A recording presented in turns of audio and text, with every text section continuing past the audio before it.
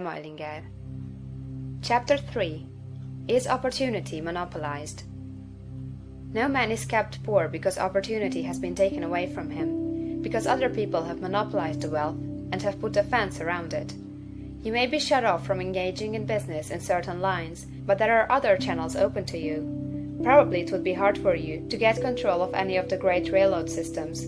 That field is pretty well monopolized. But the electric railway business is still in its infancy, and offers plenty of scope for enterprise, and it will be but a few years until traffic and transportation through the air will become a great industry, and in all its branches will give employment to hundreds of thousands and perhaps to millions of people. Why not turn your attention to the development of aerial transportation, instead of competing with J. Hill and others for a chance in the steam railway world?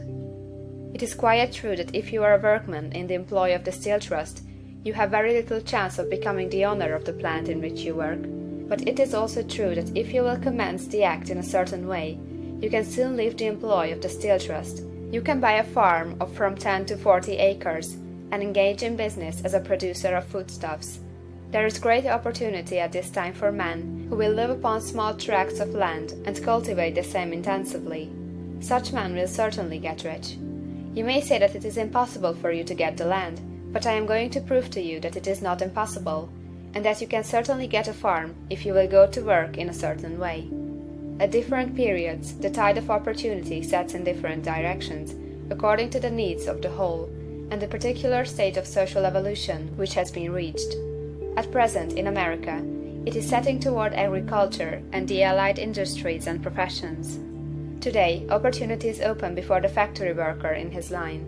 It is open before the businessman who supplies the farmer more than before the one who supplies the factory worker, and before the professional man who waits upon the farmer more than before the one who serves the working class. There is abundance of opportunity for the man who will go with the tide, instead of trying to swim against it. So the factory workers, either as individuals or as a class, are not deprived of opportunity. The workers are not being kept down by their masters. They are not being ground by the trusts and combinations of capital. As a class, they are where they are because they do not do things in a certain way. If the workers of America chose to do so, they could follow the example of their brothers in Belgium and other countries, and establish great department stores and cooperative industries. They could elect men of their own class to office, and pass laws favoring the development of such cooperative industries, and in a few years they could take peaceable possession of the industrial field. The working class may become the master class whenever they will begin to do things in a certain way. The law of wealth is the same for them as it is for all others.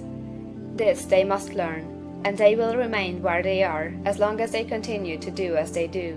The individual worker, however, is not held down by the ignorance or the mental slothfulness of his class. He can follow the tide of opportunity to riches, and this book will tell them how. No one is kept in poverty by a shortness in the supply of riches. There is more than enough for all. A palace as large as the Capitol at Washington might be built for every family on earth from the building material in the United States alone, and under intensive cultivation this country would produce wool, cotton, linen, and silk enough to clothe each person in the world finer than Solomon was arrayed in all his glory, together with food enough to feed them all luxuriously. The visible supply is practically inexhaustible, and the invisible supply really is inexhaustible. Everything you see on earth is made from one original substance, out of which all things proceed. New forms are constantly being made, and older ones are dissolving, but all are shapes assumed by one thing. There is no limit to the supply of formless stuff, or original substance.